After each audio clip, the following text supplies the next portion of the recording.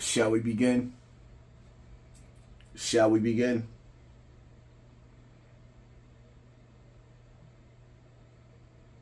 Let me start off by saying congratulations to Trump. Let's go, Trump. Never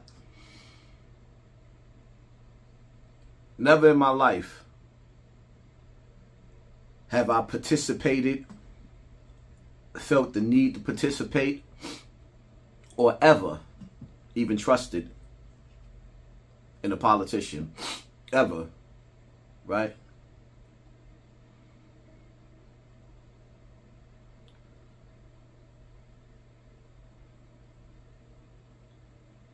This election right here, I feel like was one of the most important elections in the history of America. No debating. Why? Because of the policies that Trump came with versus the policies that Kamala Harris came with. If we don't have free speech, then we just don't have a free country. It's as simple as that. If this most fundamental right is allowed to perish, then the rest of our rights and liberties will topple, just like dominoes, one by one. They'll go down. That's why today I'm announcing my plan to shatter the left-wing censorship regime and to reclaim the right to free speech for all Americans. And reclaim is a very important word in this case because they've taken it away. In recent weeks, bombshell reports have confirmed that a sinister group of deep state bureaucrats, Silicon Valley tyrants, left-wing activists, and depraved corporate news media have been conspiring to manipulate and silence the American people. They have collaborated to suppress vital information on everything from elections to public health. The censorship cartel must be dismantled and destroyed, and it must happen immediately. And here's my plan. First, within hours of my inauguration, I will sign an executive order banning any federal department or agency from colluding with any organization, business, or person to censor, limit, categorize, or impede the lawful speech of American citizens. I will then ban federal money from being used to label domestic speech as mis- or disinformation.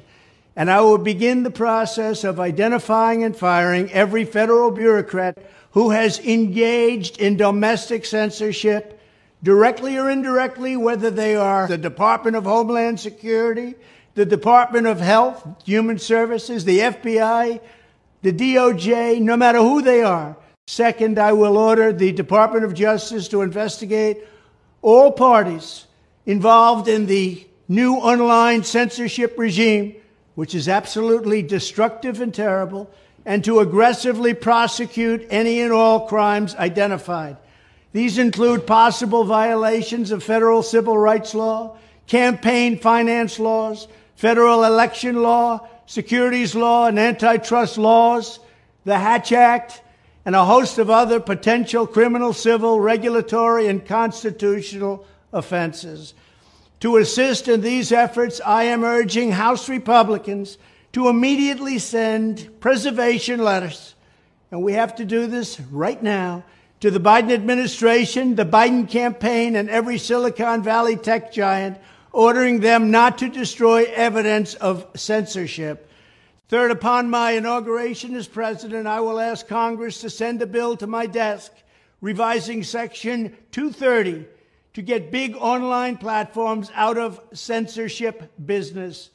From now on, digital platforms should only qualify for immunity protection under Section 230 if they meet high standards of neutrality, transparency, fairness, and non-discrimination.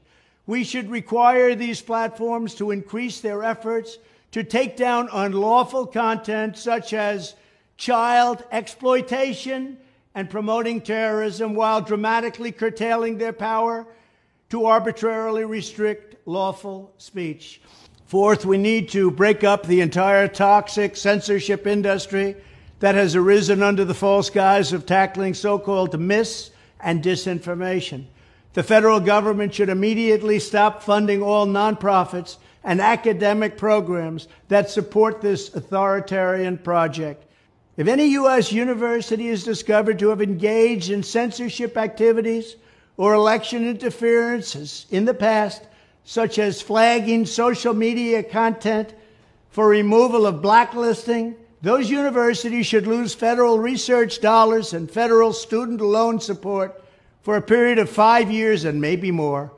We should also enact new laws laying out clear criminal penalties for federal bureaucrats who partner with private entities to do an end run around the Constitution and deprive Americans of their First, Fourth, and Fifth Amendment rights.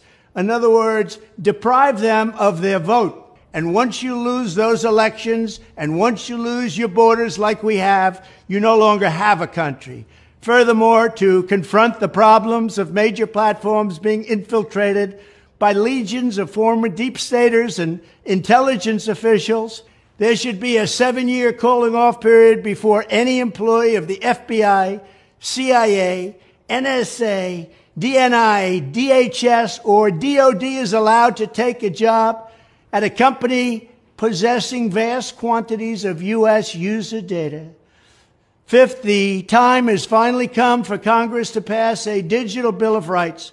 This should include a right to digital due process. In other words, government officials should need a court order to take down online content, not send information requests such as the FBI was sending to Twitter. Furthermore, when users of big online platforms have their content or accounts removed, throttled, shadow banned, or otherwise restricted, no matter what name they use, they should have the right to be informed that it's happening, the right to a specific explanation of the reason why, and the right to a timely appeal. In addition, all users over the age of 18 should have the right to opt out of content moderation and curation entirely and receive an unmanipulated stream of information if they so choose. The fight for free speech is a matter of victory or death for America and for the survival of Western civilization itself. When I am president, this whole rotten system of censorship and information control will be ripped out of the system at large. There won't be anything left. By restoring free speech, we'll begin to reclaim our democracy and save our nation. Thank you, and God bless America. Now, for years, it's been an agenda that's been burning my soul with adults having conversations in the Board of Education with children's about their gender, right? It never sat right with me. I felt like it was disrespectful for them to even be having these conversations. You know, on top of the fact that some of us deal with religion, spirituality, whatever you want to call it, and it goes against what we believe in, for them to be pushing these practices that Trump is against. One of them that Trump is against is having different genders. I stand with Trump on that. I stand with him on that. We don't have to be friends. We don't have to skate with each other. We don't have to kick it with each other. We don't have to call each other. I just got to know where you stand as a man and where Trump stands as a man in those policies. He stands with the Bible. He stands with the Holy Quran. He stands underneath the umbrella of the 10 Commandments of Moses. So anybody that stands against that goes against God's laws. So I don't understand all of the argument back and forth with the people who say they believe, the people who say they are of the book. That's one. For two,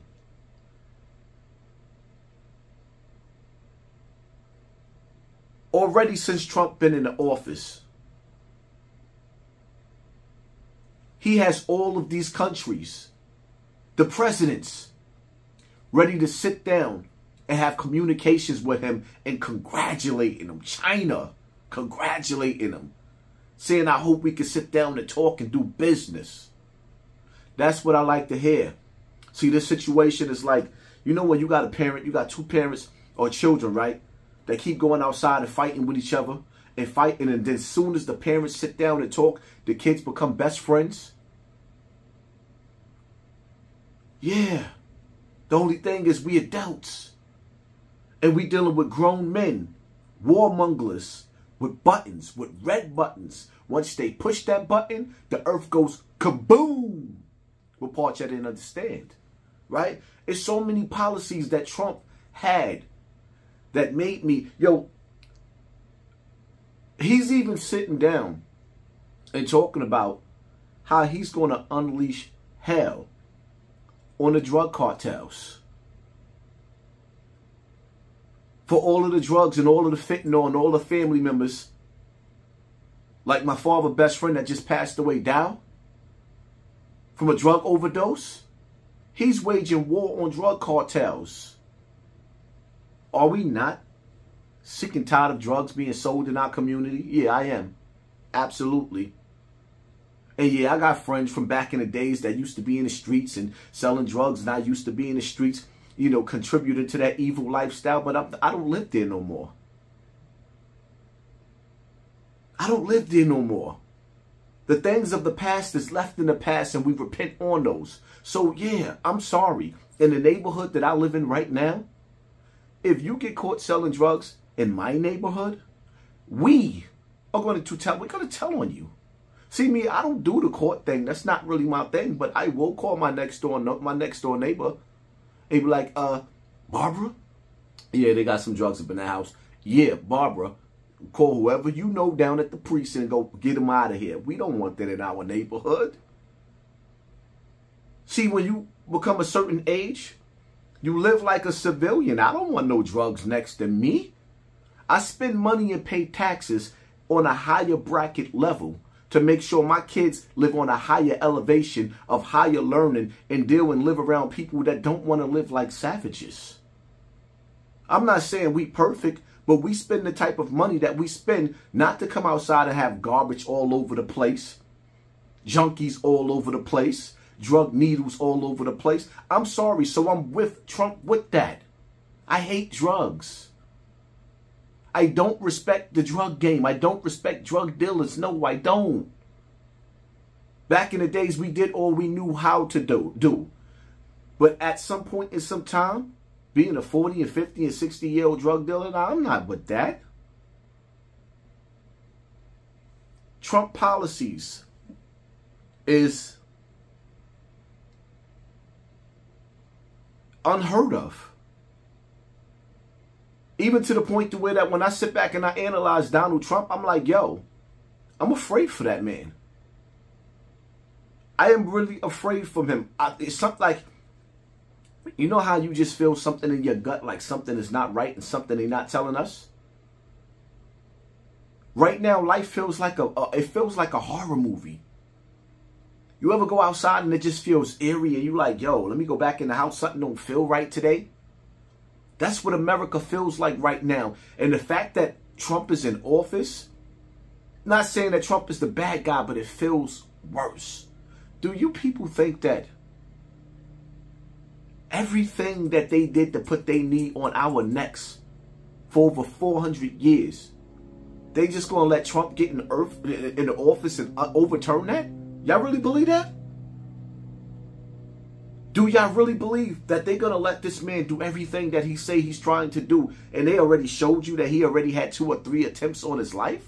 Nah, something just ain't right. There's a reason why they passed laws before Trump got into office for the military to be able to open fire on civilians. There's a reason, and that reason ain't over. And Trump ain't into office yet. He's making rules and he's overturning things and giving people back tax money and letting you keep your earned income after you don't work overtime on your taxes. No taxes on that. Trump is working miracles. And you know what? You ever ran into a con artist? Somebody that you know and they run game on you? Like, yeah, you know what I'm saying? You know that accident I had back in the days where I broke my neck and I broke my leg and I broke my back? Well, the money getting ready to come in 2 weeks. 2 weeks we rich, my nigga. 2 weeks we rich. Word? Yeah. So I was thinking, you think you could lend me like $2,000 until I get my check from my lawyer? Matter of fact, if you give me a week, I get an advance on the money from my lawyer. What I look like I'm stupid? Yeah, those games. It feels like that. It feels like something in the air, like something ain't right. It feels like it feels like the apocalypse.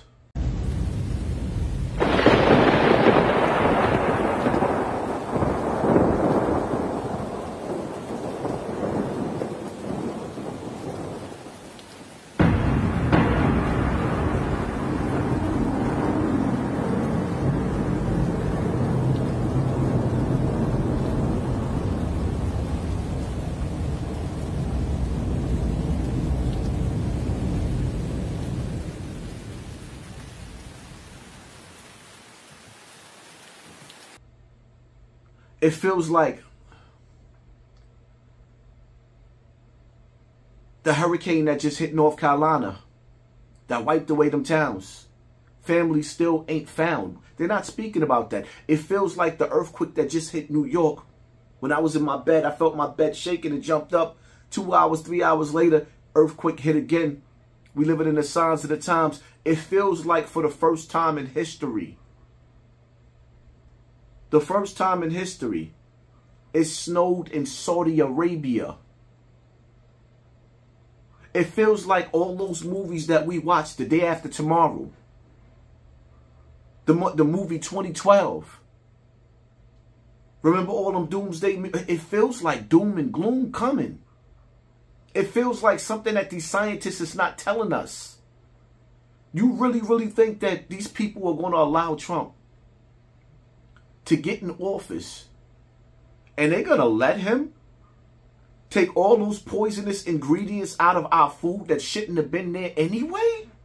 Somebody went out their way to leave ingredients in the foods that we eat and to keep us sick on purpose. You really think they're going to let Trump overturn that? Do you really think they're going to let Trump and JFK Jr. sit up there and expose the evils of the vaccines that they're talking about? And bring forth the truth that these things is the reasons why our children is running around, allegedly, with autism? Do you really think that these people are going to let these two men expose all of this? Which y'all didn't see what happened to JFK father back in the days? Y'all wasn't watching? Y'all didn't see what happened to Muammar Gaddafi when he decided that he was going to liberate Africa with his gold and get away with get away from the American dollar? All of this stuff right here is too good to be true. Which y'all not paying attention that Elon Musk keeps talking about building a whole colony on the moon? He's going to build a colony on the moon? Or is he going to pretend that he's building a colony on the moon and really take you into the center of the earth, playing military mind games because they cannot get out the space the way they say that they can? Are you not entertained? Something is not right. They're hiding something. We are being distracted by celebrities like you ain't never seen. Are you not paying attention? Are you not entertained? Something don't feel right. I'm telling you it don't feel right. Trump is promising to do the things that need to be done. And I stand with him on that. But it's like when you go to the casino, you've seen the videos with people that hit for millions of dollars and the casino owners come to you after you have spent thousands to win millions and tell you that the machine is broke. Yeah, that's what it feels like. It feels like something ain't right. It feels eerie. Okay, it's Friday, November 8th. We've been celebrating for a few days now. As we should. We earned this great achievement by getting out there and being too big to rig like we said we had to do. That was the one way we could stop them. This is our last chance at peacefully taking back our country. After this, I said all bets were off. But it worked. For now. But let's not rest just yet. Okay, I'm glad we took a few days to celebrate. Feels good. Trump's president-elect. What now? What I think is going to happen now, similar to what I'm hearing Alex Jones say, but I have a little bit more in depth that I want to go on this. He feels all those things that they talked about leading up to this. And I warned you as well. There's going to be false flags. They want to point their finger at us and say that we're the dirty, nasty people that they've said that we are, right? And Alex is saying something similar this morning, to where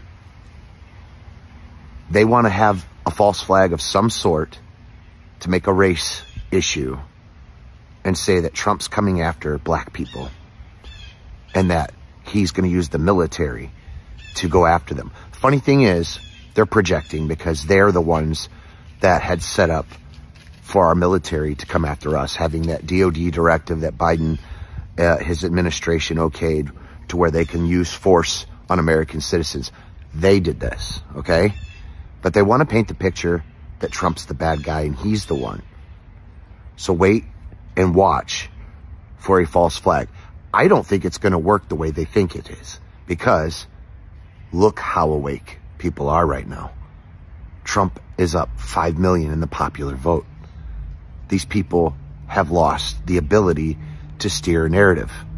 So if that fails further along, a little bit further down the road, short term, but still a little bit further than the next, like after, if let's say Trump's inaugurated 70 some days from now, after the inauguration, if we make it through there, the last thing that they have, because they will lose power at that point, the last thing that they would have is collapsing the economy and making it hard for Trump as he takes over. And with that in mind, I want you to think about the prophecy that, I forget his name, I'm going to show you the video in a minute, and you'll remember him. He's a bald gentleman who had a prophecy about Trump being shot in the right ear and it making him closer to God and what would happen next. Just listen to what he said and prophesied. And remember, this is all prior to Trump being shot. Listen to how he said, listen to what he said would happen afterwards. Note how he said Michigan would turn red in this video, and how he said that they would try to collapse our economy to hurt Trump. I think that's where this is going to end up in the long run. Listen to this. I got one more thing to say. New wave of patriotism coming out, and that's whenever I saw Trump, and I saw a red wave coming out of Michigan, and then I saw Oklahoma, and there was embers of people, and they were all on they had torches all throughout Oklahoma, and they were raising up these torches that looked like fire, and they were bringing forth a new patriotism upon the nation, and it was being birthed, and it just kept spreading like fire all throughout America, all throughout, and I saw Trump rising up, and then I saw an attempt on his life.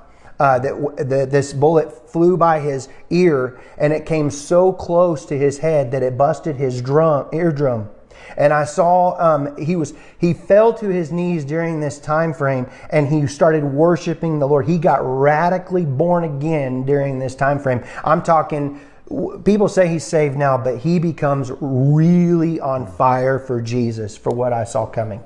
And then I saw people interceding when I saw him winning the presidency through great, the Lord showed me it would go clear into the summer. Great persecution would come on him through the judges and through the law and all these people trying to sue him and all this stuff. But there would be a stop to it, and things would start to break free come toward the fall. And then I saw him winning the election through the Patriots coming out and voting, and then there will be a great economy crash. Yeah. I saw they had a great economy plan, a crash. Yeah. Worse than the Great Depression. And the Lord warned me about this. It would be a great dark time. But I saw paddles coming upon America's soil like a shocking of the soil. And I saw Donald Trump praying in the office of the Oval Office. And he was weeping before the Lord with his hands on his head like this, but he was weeping. And there was ministers and people. I don't know if they were senators or Congress people or whatever. I just saw them pacing and back and forth inside of the White House. I'm sorry, what is the White House? But it's the Oval Office. Yeah. And they were interceding all inside there, and I could feel the presence of the Lord so strong on this. And then I could see that darkness that was the heaviness upon America with the financial crisis of what I saw coming. It started to lift above the trees, and I saw the blue and the things coming back out, and the green times and the good times coming back again. But the Lord said it would be forth a time of a season of a shaking, and it would be a shaking to awaken. And in this, this would basically that He was not done with America. There would be a great revival come, and it's not all doom and gloom. That's what He said. The sky's not falling. Brad Biggs was spot on with what he prophesied and what God had showed him up to this point. And with him mentioning the economy, I couldn't help but think what we heard yesterday by Jerome Powell, the chairman of the Federal Reserve, when asked if he would resign if Trump asked him to, which Trump wants to ask him to. And he won't. He's going to serve out his 4 years. Trump put him in. He wants to serve out his 4 years, and then he's going to step down, even though the president wants him to resign. Trump's not been happy with the moves that Jerome Powell's made, and I think that that's going to be their last-ditch effort to try to tank this economy and then hand it over to Trump and blame him for it. But it won't work. So, the next 70-some days before Trump is inaugurated, let's watch and see if they try to pull off a false flag and blame us for it. We have text messages going out that the FBI's reporting that there's racist messages being sent to black people telling them you're going to be working on a cotton farm, this and that. That's the kind of shit we were talking about. These are the kind of false flags and events that we said that they were going to set up, and it looks like they're trying that right now. But I don't think that's going to work. And then their last option would be to try to tank our economy. But as you heard the prophet say there, yeah, it'll work short term. And then we come back bigger and better than before. And I believe that because this has been a spiritual battle. And God has shown up. And we are winning. It feels like we need to get in shape. It feels like we need to fast. Stop eating for 2 or 3 days. Let your body heal. Don't put nothing on your stomach. Just water and limit that. Or maybe juice your fruits. It feels like something big is happening. It feels like you better sharpen your knives. Get you some firewood. Have you an evacuation book bag. Because the reality of it is, I could tell you to sit up there all day and collect you some canned goods and doomsday prep. That's all good. But what happened to all of the people food that had tsunamis come? Or rather, rivers come and wash away their houses. I seen that whole house float away with all their doomsday prepping. It's gone. Earthquakes opening up and swallowing up all your doomsday prepping. You got to get your survival skills up. Because the reality of it is, you ever seen that movie, not Lord of the Rings, but Game of Thrones? And the White Walkers was coming, and they kept telling you the wintertime is coming, the White Walkers is coming. Well, the White Walkers is coming, and y'all better be prepared. Because when the frost come, and it gets cold, and the temperature drops, if you ain't dressed for that weather, and you can't make a fire, if you cannot start a fire, we are in trouble. If the waters come washing up on lands, and you can't swim, we are in trouble. It's time for us to step up our survival skills. Your fighting skills. Because this ain't a game, and we already seen how dirty this administration would get just to win. I'm never going to get over the fact that I actually lived to see politicians flood the black community with people from prisons all over the world just to steal the vote. The city will no longer issue vouchers to migrants to pay for food, ending a controversial program that had repeatedly come under attack by conservatives and others. This pilot program in New York City, drenched in both humanity and controversy, distributed debit cards to migrant families staying in city-funded hotels and allowing them to buy their own food. Eyewitness News reporter Josh Einiger following the breaking news for us. Josh? Well, Bill, it's a program that, as you say, generated plenty of controversy, but now its absence may raise even more questions. The so-called Immediate Response Cards pilot program was designed to help feed migrant families who'd found themselves in New York with no way to afford food. The one-year contract provided what the city described as culturally relevant food to 2,600 migrant families, allowing them to basically buy what they wanted. A family of four with two kids under 5 got about $350 per week to cover food in a program the city said would actually save taxpayers millions a year. It also reduced food waste. You may remember the food the city had been providing in migrant shelters was seen as not culturally sensitive to the needs of some migrant groups, and it ended up just going to waste. For more than a year, the city was groaning under the weight of more than 200,000 asylum seekers. Officials say the migrant population has actually reduced lately. In fact, a massive shelter on Roosevelt Island is in the process of closing. In the meantime, Mayor Adams spoke on the phone yesterday with President-elect Donald Trump, who had vowed during his campaign to mass deport migrants. Aside from congratulating him on his win, though, Adams today would not say what they discussed. That was evil at its finest. It's time for us to really pray that God receives and listen to our prayers after we've been disobedient. We done turned our backs on the laws of the universe. We done turned our backs on the laws of the land. We done turned our backs on the laws of God. We not protecting our children. That my body, my right ain't about us as a people. It's about selfish women that want to have selfish ways.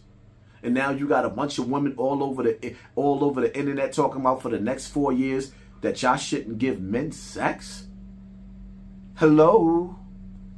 If you kept your legs closed, you wouldn't be screaming, my body, my right. Just close your legs.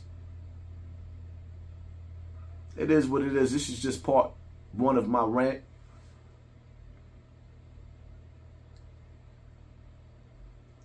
Something ain't right, people. I got an eerie feeling that Trump ain't going to be able to fulfill the things that he's saying that he want to fulfill because they're not going to let him. They're not going to let him. Do I think Trump wish well? Yeah, I do. But are they going to allow him to do the things that he's trying to do for us as a people? I don't see it. And the reality of it is, the poles are shifting. The poles are shifting. Snowing in Saudi Arabia. If it's snowing in Saudi Arabia and grass, which is one of the prophecies, grass grew in Saudi Arabia, is grass in the desert. The poles are shifting. The earth is completing a cycle. And in the process of the earth completing this cycle, there's going to be catastrophic things that's going to happen. The only thing that we could do is get right or get left. Some of us may survive. Some of us may not survive. The question is, for those of us that do survive, are we capable of rebuilding or providing for our children in a world where the wilderness is going extinct? Most of the food that we get is from the factories instead of from the wilderness. Will we be able to survive? Or will we be eating crickets out of the supermarket? Hit that like button, hit that share button, hit that subscribe button, and pay attention to your circle before they hurt you. Believe none of what you see and half of what you hear. I'm out.